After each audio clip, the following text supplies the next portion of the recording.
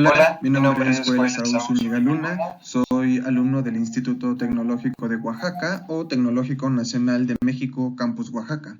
Este es un video para la materia de circuitos eléctricos que es dado por el profesor Santiago Pedro Sánchez. Bien, iniciemos con lo que son almacenadores de energía. La energía eléctrica como tal no puede ser almacenada y es necesario transformarla en otros tipos, como la energía mecánica o la energía química. Los sistemas de almacenamiento pueden aportar valor en todos y cada uno de los eslabones de la cadena de suministro.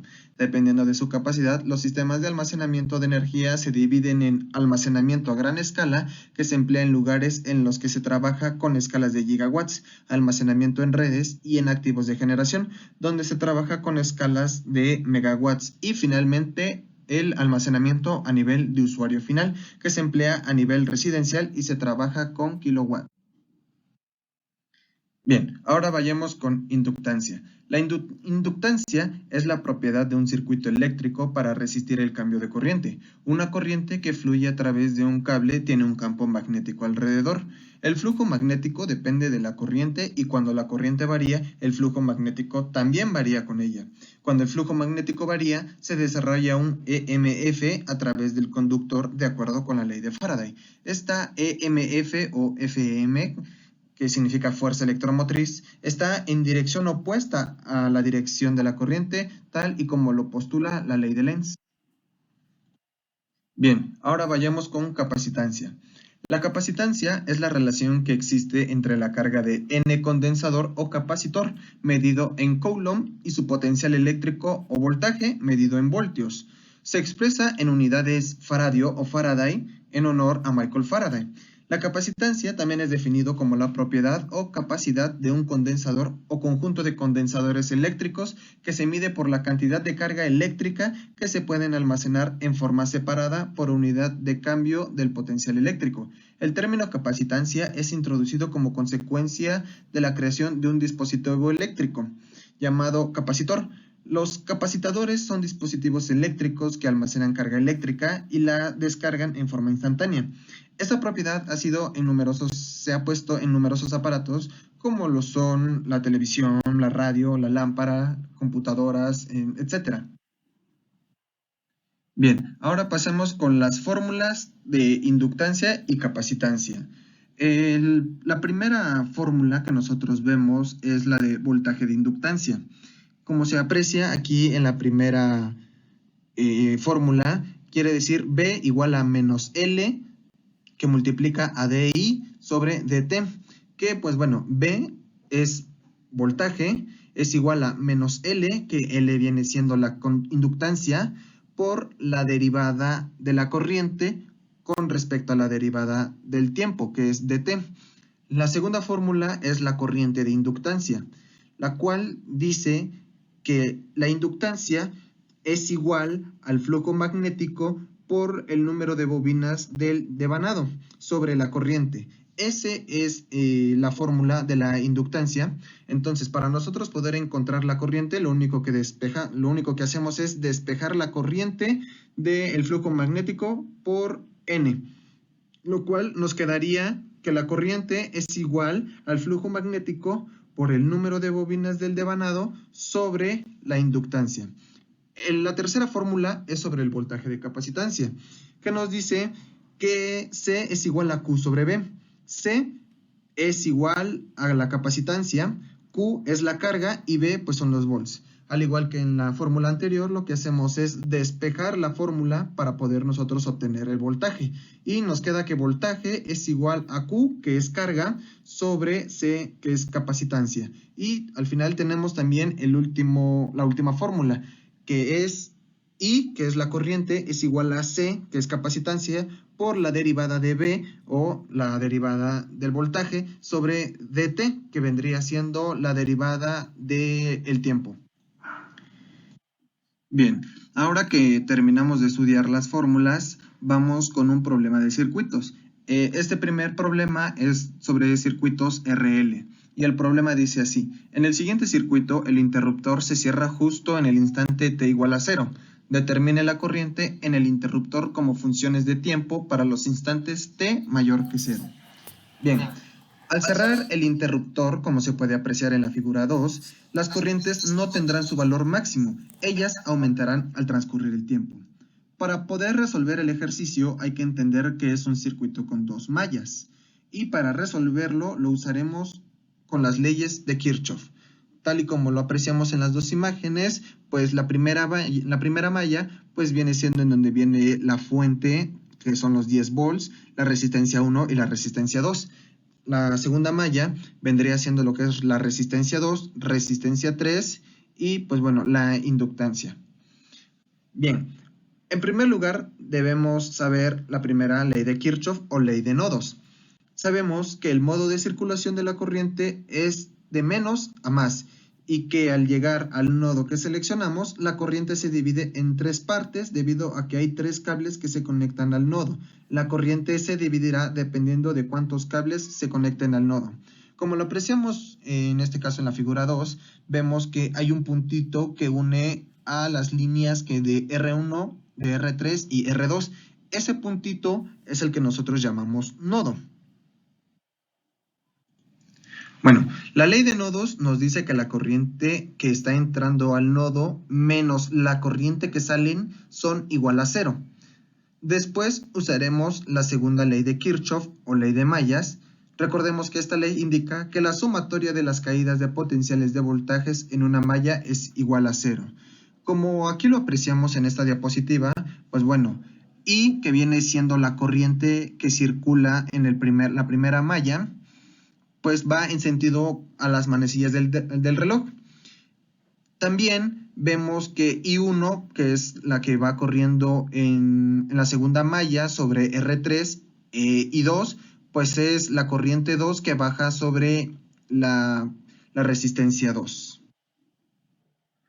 Para poder aplicar esta ley tenemos que diferenciar las mallas. Por lo tanto, la malla de la izquierda será la malla 1 y la malla de la derecha será la malla 2. Recordemos que en esta ley de mallas se establece un sentido para recorrer el circuito, así que consideremos que ambas mallas van en sentido de las manecillas del reloj. Ahora procederemos a resolver el ejercicio. Bueno, en la primera malla hay una fuente de voltaje, que es esta donde dice V1 de 10 volts. Y como la corriente fluye desde el polo negativo hacia el polo positivo, el voltaje será de 10 positivo, tal y como está en esta parte.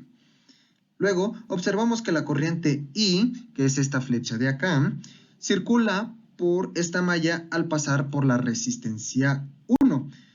Tiene el mismo sentido del recorrido, por lo tanto, debido a la caída de potencial, el signo es negativo. Y pues dado que, como lo habíamos dicho, pasa por la resistencia 1, obviamente tendrá el valor de la resistencia y por lo tanto se pone menos 4i.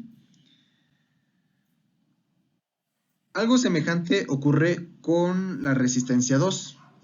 Ahora analicemos la malla 2. Vemos que la corriente I2 y la corriente I1, y dado que la corriente I2 va en contra del sentido en la malla 2, lo pondremos como 4I2 positivo, tal y como se muestra acá. Bueno, haciendo como lo había explicado en la primera malla, que habíamos explicado por qué se ponía menos 4i, pues prácticamente al igual que ir en el sentido de las manecillas, la corriente 2 y que pasa por la resistencia 2, pues obviamente va a tomar el valor de la resistencia y por eso se pone como menos 4i2. Bueno, volviendo a la malla 2 y ya que explicamos por qué se pone 4i2, ahora la corriente 1 va también en sentido del reloj. Al igual que la malla, lo pondremos con signo negativo. Y dado que pasa por la resistencia 3, obviamente pues toma el valor de la resistencia y se pone como menos 8i1. Ahora, notemos que en esta malla hay un inductor y por lo tanto hay un voltaje asociado a este inductor o fuerza electromotriz y lo pondremos con este símbolo que aparece en esta parte. Bueno, lo siguiente que vamos a hacer es juntar las tres ecuaciones que tenemos, que es la ley de nodos, junto con las dos ecuaciones de la ley de mallas, que nos quedaría de la siguiente manera. Pues bueno, en esta parte, en la primera fórmula, pues es sobre la ley de nodos, y estas dos que se encuentran acá, pues son las que nos dieron con las mallas. Ahora, dado que tenemos la fuerza electromotriz en esta tercera ecuación, usaremos la fórmula de voltaje de inductancia que habíamos visto anteriormente, la cual pues es la que se encuentra aquí de color rojo. Para poder resolver esta ecuación, debemos saber cuál es la corriente que se encuentra en esta derivada, la cual viene siendo I1. Y dado que la corriente 1 pasa por la inductancia, entonces lo que vamos a hacer es sustituir el valor en DI, por lo cual la corriente 1 es la que pasa por inductor, por lo tanto se pone como DI1, que es la derivada de la corriente 1. Ahora, lo siguiente es pasar la ecuación en el sistema de ecuaciones que tenemos de este lado. Y nos queda de esta forma, como se puede ver aquí en la tercera ecuación, que sustituimos L y lo pusimos como menos L, que bueno, recordemos, L mayúscula es inductancia, que multiplica a la derivada de la corriente 1 con respecto a la derivada del tiempo. En esta tercera ecuación sería una ecuación diferencial que al resolverla se obtiene una expresión de la corriente del tiempo. Para poder resolver la ecuación diferencial debemos colocar las corrientes en función de la corriente 1, quien es la que se está derivando. Vemos que esta corriente de menos 8 ya está en I1, así que solo queda pues 4 y 2. Por lo tanto, debemos colocar la corriente 2 en función de la corriente 1, y para hacerlo usaremos las dos primeras ecuaciones. Bien, estas dos ecuaciones de acá arriba, lo que vamos a hacer es el sistema de ecuaciones para poder resolverlo. Entonces, como todos sabemos, para hacer un sistema de ecuaciones e ir eliminando las variantes, entonces lo que vamos a hacer es ir eliminando las variantes que sean semejantes. En este caso, en la primera de arriba, pues es la corriente menos la corriente 1 menos la corriente 2. La segunda ecuación, que es la ecuación de acá abajo, pues es 10 menos 4i menos 4i2. Como apreciamos nosotros en estas dos ecuaciones, pues vemos que en ambas hay una i por sí sola, por así decirlo. Ahora, nosotros para poder resolver este sistema de ecuaciones, nosotros lo hicimos por el método de suma y resta. Entonces, para poder eliminar la variante i, lo que hacemos es que pasamos el 4 que multiplica a la primera ecuación. Y pues dado que en la primera ecuación todo es de 1, pues no multiplica, pues porque no tendría ningún cambio. Seguiría siendo 10 menos 4i menos 4i2. Acá la diferencia es que pasamos el 4 con signo positivo, dado que para hacer este sistema de ecuaciones, para resolver este sistema de ecuaciones, pues por lo menos uno de los dos tiene que pasar con el signo contrario. En este caso, como es menos 4i, entonces pasa como 4 positivo. Y como se aprecia en esta segunda parte, pues ya hay un poco más de igualdad.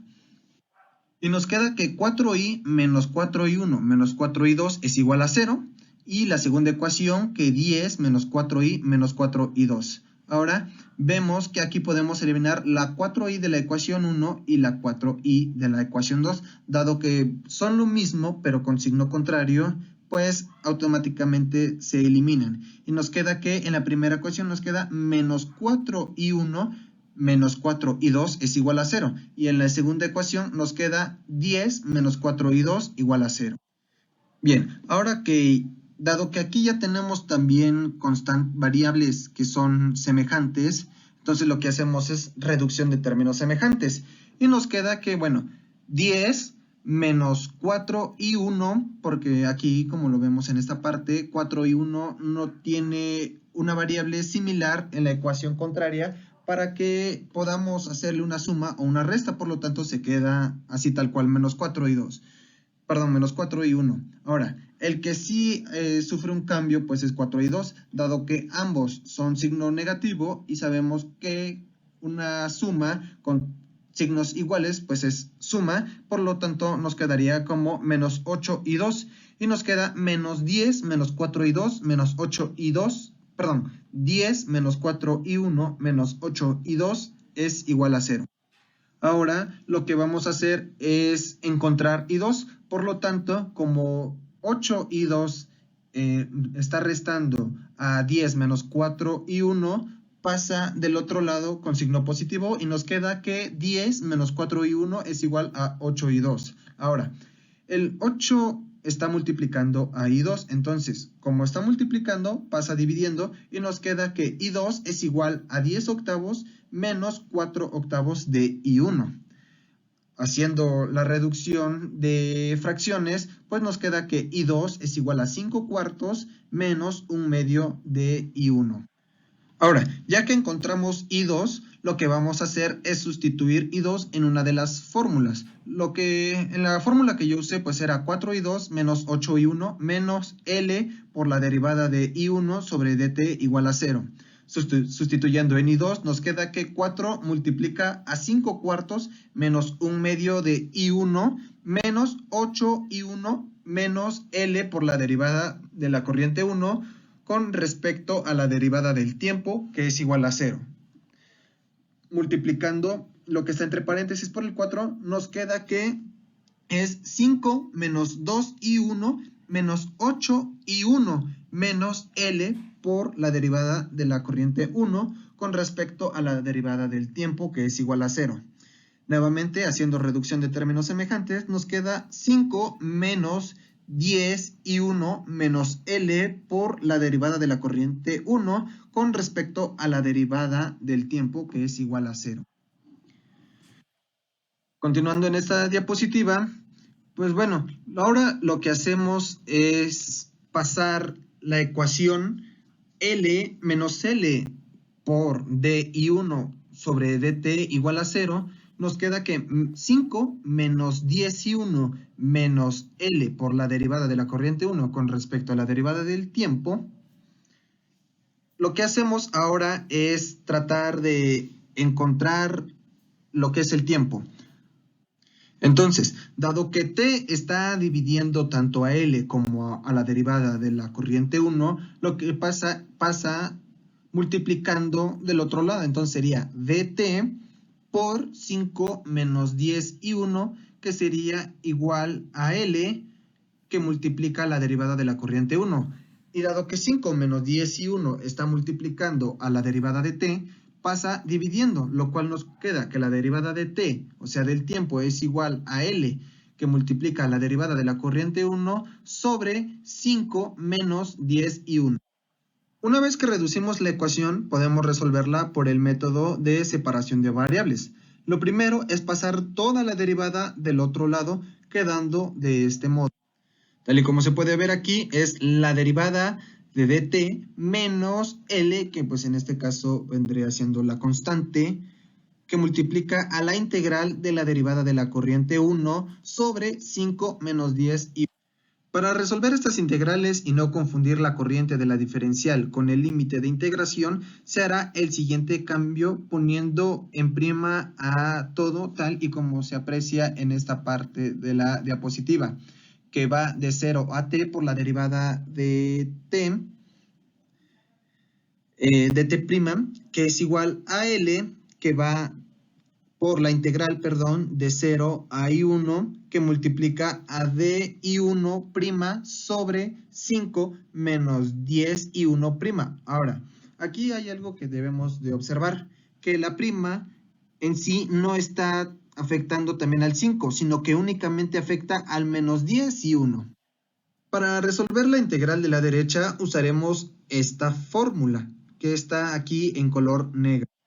Pero para poder asemejar esta integral, la de la derecha, debemos sacar el menos 10 como factor común, quedando de la siguiente manera, ahora sí como se muestra en esta parte de acá, como la integral de 0 a t de dt', que es igual a L sobre 10, que multiplica a la integral de 0 a I1 de I1' sobre I1' menos 1/2. Ahora procederemos a resolver las siguientes integrales. La integral del lado izquierdo, que en este caso es dt, que bueno, la integral pues viene siendo t, que al igual que como resolvimos ya esta integral, nos queda menos L sobre 10 por el logaritmo natural de I1' menos 1/2. Eliminando las primas nos queda que t es igual a menos L sobre 10 que multiplica al logaritmo natural de I1 menos 1/2 menos el logaritmo natural de 0 menos 1/2. Ahora, como nosotros vemos en la integral de acá arriba que va de 0 a I1, pues para poder resolver este tipo de integrales, pues lo que hacemos es restar la parte de arriba, o sea, I1 menos el valor más bajo, que en este caso viene siendo 0. Y nos queda que t es igual a menos L sobre 10 por el logaritmo natural de I1 menos 1/2 sobre menos 1/2. Siguiendo con el proceso, nos queda t igual a menos L sobre 10 por el logaritmo natural de menos 2 y 1.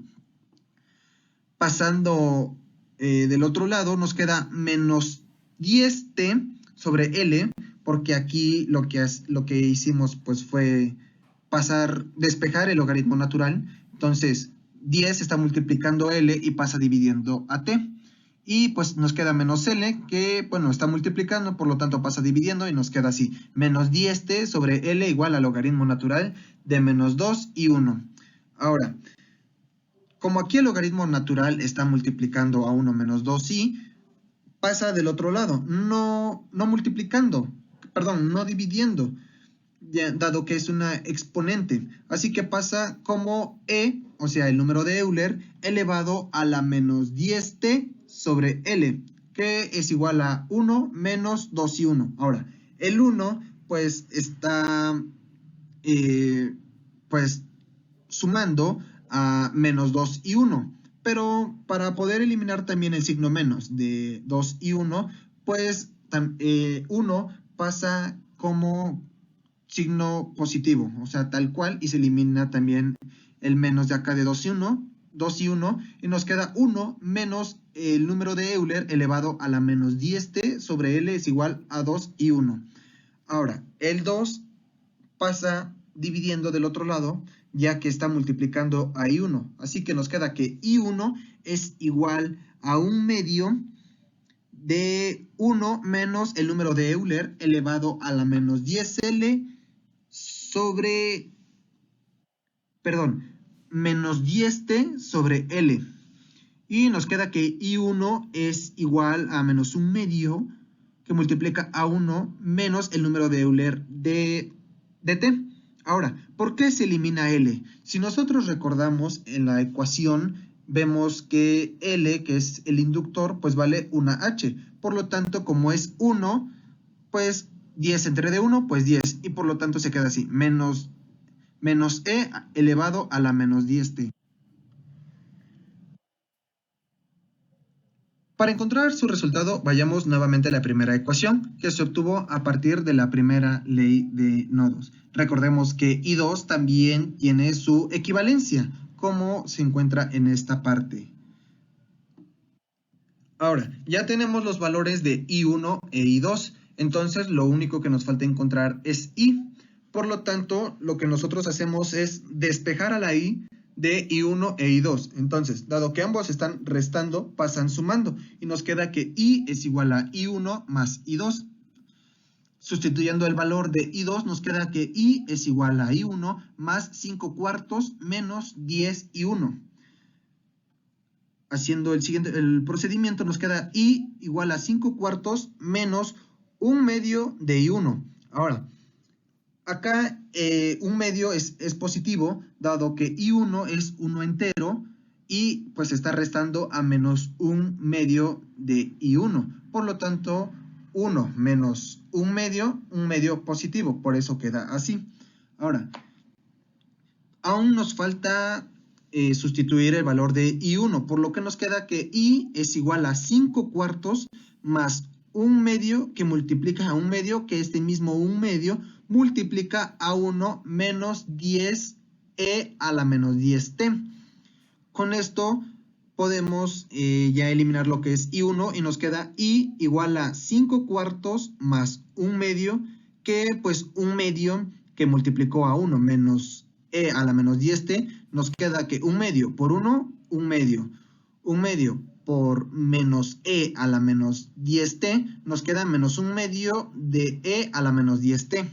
Ahora, aún nos falta eliminar un paréntesis, así que pues este un medio va a terminar con este paréntesis y nos queda que i es igual a 5 cuartos, este no se mueve porque no le afecta nada, más un medio por un medio, un cuarto, un medio por menos un cuarto de e a la menos 10t.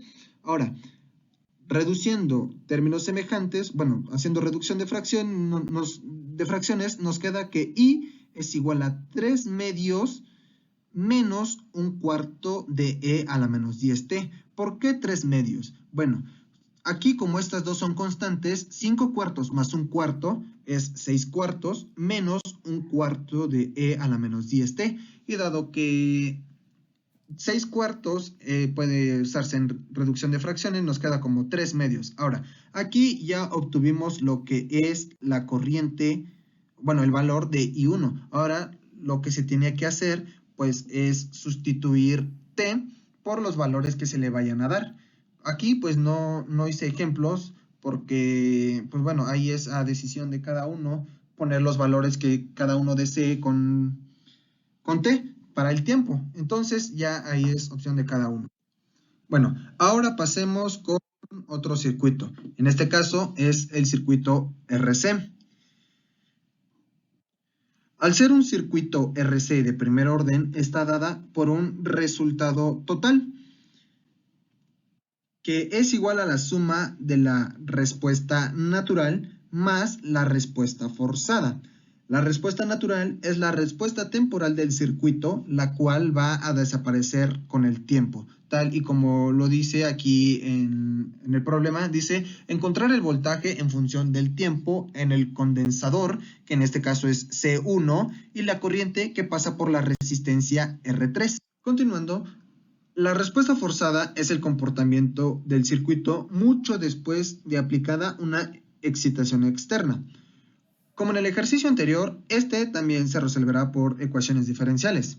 Entonces, la respuesta natural está dada por V0, o sea, el voltaje en T igual a 0 por Euler a la menos T entre tau, que es como se muestra aquí en esta segunda parte.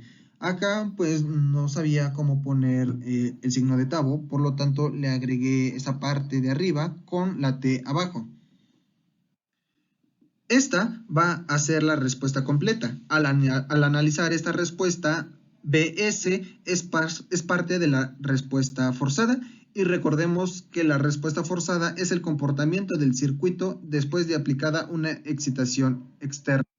Normalmente en un circuito RC sin fuente, la respuesta total viene solo de la respuesta natural, o sea que la respuesta forzada se anula.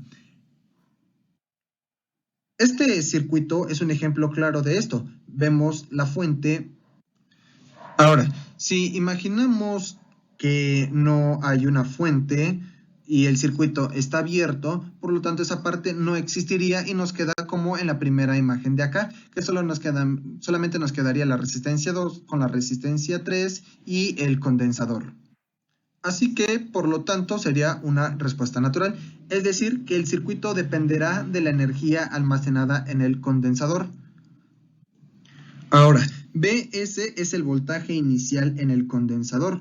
En el ejercicio nos pide hallar Bt para T mayor que 0 y nos pide encontrar la corriente T para T mayor que 0. Reescribiendo la fórmula, nos queda que Bt es igual a Bs más, entre paréntesis, B0 menos Bs por el número de Euler elevado a la T menos tau. Esta B0 está dada por la condición inicial, o sea, el circuito original. La primera, BS, está denominada en algunos casos como el voltaje de Thevenin, o sea que el voltaje que se analiza en tiempo después de que ocurren los cambios en el circuito. Ahora lo que debemos hacer es reemplazar valores. Iniciemos con B0, o sea cuando T es igual a 0. Como sabemos, el voltaje en un condensador no cambia de manera instantánea. Por lo tanto, el voltaje en B0 menos va a ser igual en B0 positivo. Vamos a analizar el circuito un instante antes de que se abra, así que vamos a rediseñar el circuito quedándonos de esta manera como se ve en esta parte de aquí. Como vemos, el interruptor está cerrado y donde estaba el condensador se comporta como un circuito abierto, dado que se quitó, pues obviamente estos cablecitos pues quedan abiertos. Por lo que vamos a tener que hallar el voltaje entre los dos puntos, conservando la misma polaridad, tenemos que hallar el voltaje. La forma de solucionarlo es por el método de nodos o mallas, y en este caso usaremos el método de nodos. El nodo que une a R2 con el circuito lo llamaremos BX, este puntito que se ve aquí, y se plantean las ecuaciones. Dado que la corriente corre en sentido de las manecillas, tenemos una corriente que entra y dos que salen. Así que a la primera corriente le pondremos I1, la que va hacia abajo será I2. O sea, esta que pasa por R3 será I1.